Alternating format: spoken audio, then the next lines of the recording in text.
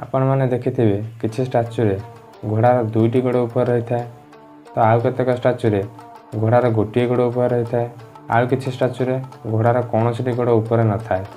एमिति कौन पई होइथाय जानिछन्ति कि?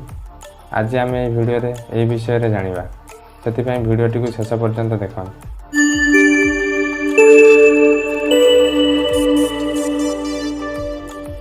आमे समस्त जानिछे आगुरु राजा महाराजा माने शासन करथिले और सेमान तांका राज्य को रक्षा करिया पई युद्ध मध्य करथिले।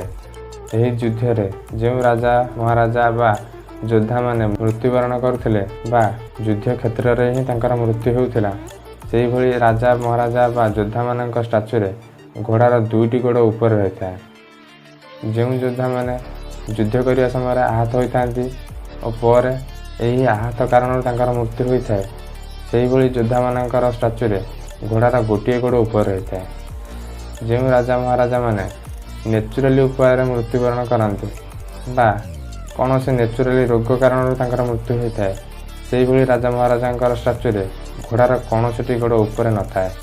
एबे आपण जानि सारिबेनी घोड़ार एमिति हबार कारण कौन।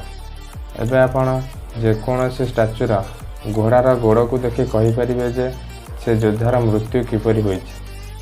वीडियोटी पसंद आसले वीडियोटी को लाइक करंतु, शेयर करंतु। यही भली इंटरेस्टिंग फैक्ट जानिया पई आम चैनल को सब्सक्राइब करंतु।